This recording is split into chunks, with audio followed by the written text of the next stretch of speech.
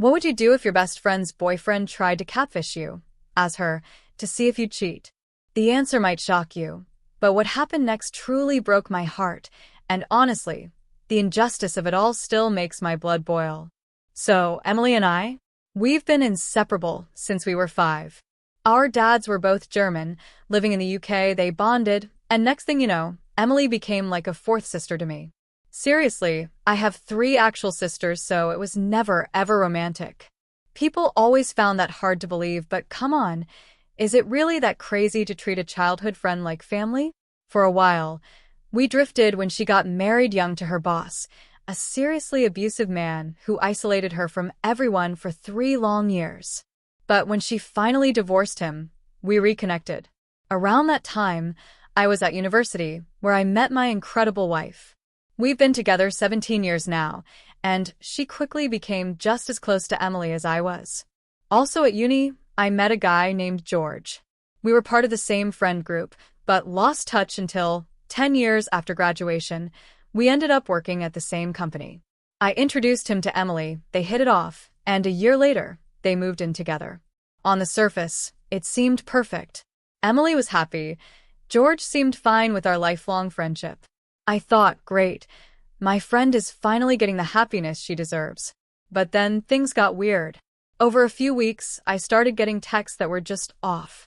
Sometimes late at night. The red flags started waving when these Emily texts used a common British shortening of my name, not the German version she always used. And then came the truly unsettling part, overly flirty, borderline dirty messages. My gut screamed, this is not Emily. I knew it 100%, so I didn't even hesitate. I shut it down. My fingers flew across the keyboard, bluntly asking, is this George? Why are you trying to dirty text me as your girlfriend? He never responded. Silence. The pure audacity. I told my wife everything, and she, bless her heart, immediately grabbed my phone and went straight to Emily's place. I wasn't there for the confrontation, but she showed Emily our entire text history, laying bare what George had done. When George walked in, they confronted him. His first reaction? Outright denial. He had the nerve to accuse Emily of dirty texting me, trying to hide some imagined cheating, and then he spun it, trying to say my wife was framing him. It was sickening. Emily, completely shattered, just left with my wife, coming to stay with us. There was no reasoning with him. The next morning, George called, begging her to come home. He was crying, falling at her feet, claiming he did it all out of jealousy. He whined that she had a habit of deleting our conversations, which, to be fair, she did with everyone, not just me, and that it drove him mad. He apparently found it hard to see her say things like, I love you to me, which was purely sibling love, as always. He said not being able to read our texts drove him to go fishing to establish the nature of our relationship. The dirty texts? An attempt to bluntly see if it was something we, or more specifically, I, would engage in. Emily asked for our opinion. My wife and I looked at each other, and frankly, I called absolute BS. This wasn't a mistake fueled by jealousy. This was a deliberate violation. He'd gone through her phone, risked our friendship by masquerading as her, risked my marriage by trying to bait me, and risked my wife and Emily's friendship by making it look like Emily was doing the dirty texting. It was a total clusterflop, a calculated mess. I didn't outright tell her to leave him, but I emphasized just how dishonest, how deceitful this whole thing was. But Emily, bless her heart, she went back home. A few days later, she revealed to my wife that she had functionally forgiven him. That's when the truly insidious manipulation started. George had flipped the script. He played right into her deepest fears from her previous abusive marriage. He described me as another controlling male, trying to dictate who she could be friends with. He encouraged her to make her own decision, which, in theory, is great advice, but it meant ignoring me because I supposedly didn't have her best interest at heart. I was controlling her, just like her ex. My wife quietly pointed out the devastating irony. He was the one acting like her ex, driving a wedge between her and her family. At that point, Emily just gave up. She said she couldn't win, couldn't choose between the man she loves and her brother. So, she just decided to pretend it never happened. We haven't really spoken since. Apparently, part of forgetting meant giving in to his anxieties about our friendship. Every time I tried to bring up what he did, I was either ignored or told to stay out of it. Honestly, it still pisses me off that he got exactly what he wanted. He stopped us from talking. I knew I couldn't force her to break up with him, but it felt like a total catch. 22.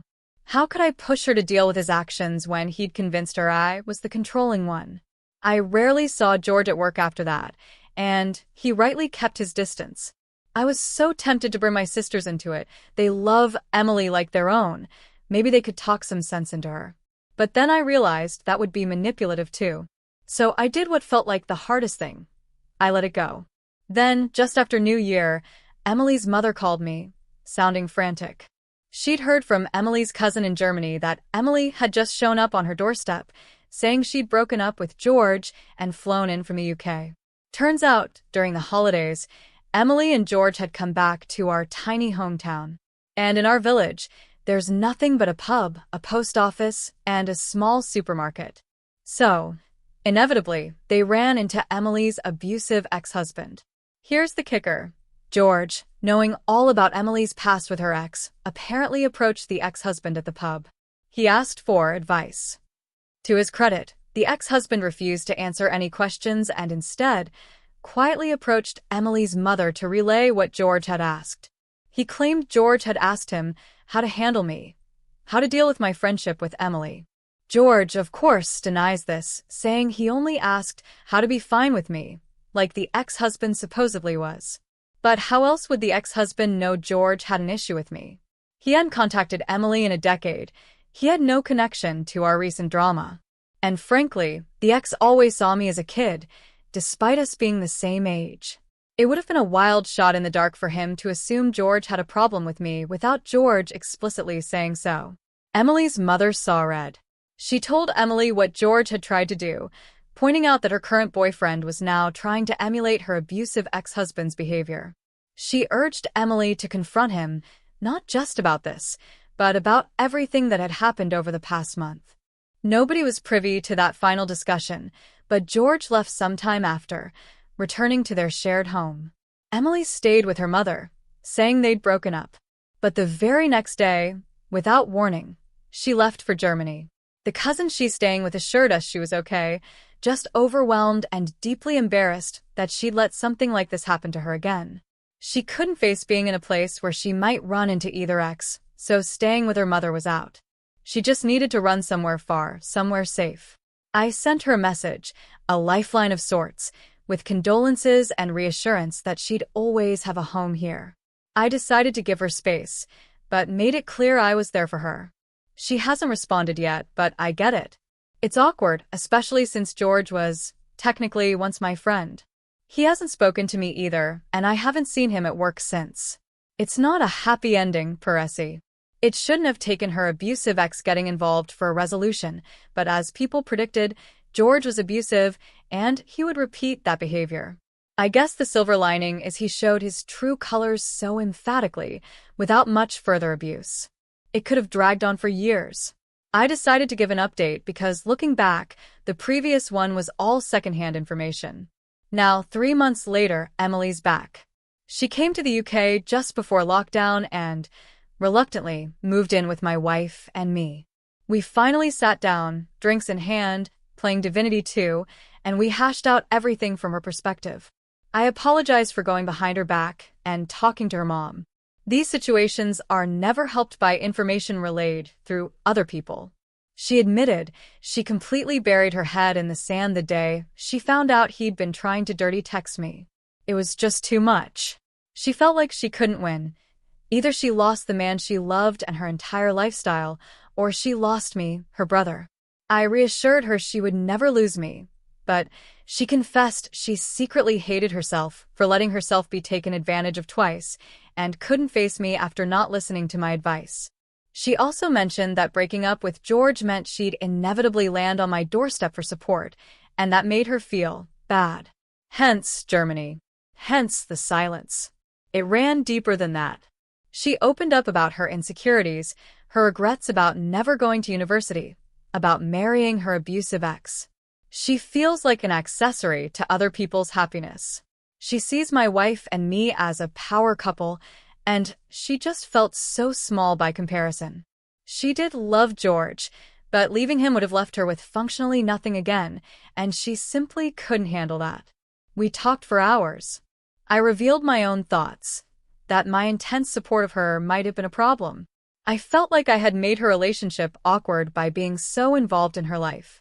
It must have been hard for George to feel like her boyfriend when I was always there, picking up tabs, doing the DIY, essentially acting like a father coddling his child.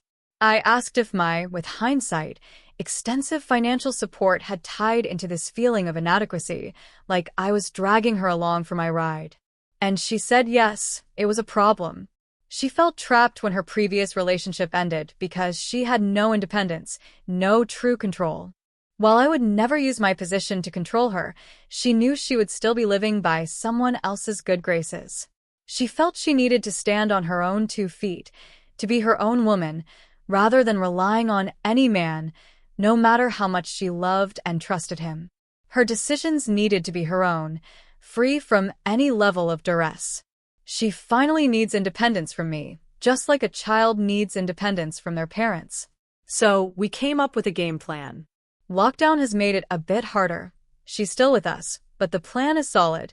She's going back into education. She always had the qualifications for university, but chose marriage instead. My financial security actually came from an inheritance after my father passed away. I used it to buy a small flat that I still own, so I never had to worry about rent during my own extended education and early career. I've decided to pay it forward and put her in a similar situation by letting her use my flat, which is currently unoccupied and perfect for students due to its proximity to 2 universities. Yes, this is me financially supporting her again, but in a strictly limited way. No more covering bills, paying for holidays, or footing the bill when we socialize. She won't pay rent, but she will cover all the bills for the flat. And the moment she's in work, she moves out. She didn't love the idea of me owning her home, but I told her this was my last act as that guy in her life, the pseudo-brother/father/bestest friend. After this, we'll just be independent siblings and best friends. She'll be moving soon anyway. We'll need her room, because my wife is now 5 months pregnant. Turns out, she's been pregnant since late December, right when all this started. Crazy, right? As for George, he still swears he never asked the ex-husband how to handle me. He claims he asked how to be fine with me, the way her ex-husband supposedly was. Could be true. Who knows? It's ultimately irrelevant now. We recently found out George moved a new girlfriend into the house he and Emily used to share. And here's the kicker. It's a longtime friend of his. Emily thinks he never actually cheated on her, but she literally burst out laughing when she found out he's romantically living with a friend just 3 months after their breakup. It suddenly clicked for her. His insecurity? It was likely born of his own feelings for his friend, and he projected that entire mess onto me and Emily. So, what do you all think? Have you ever had a situation where a friend's partner was so clearly toxic, but they couldn't see it? Or experienced a moment of self-reflection like mine? Let me know in the comments below. I'm genuinely curious to hear your thoughts.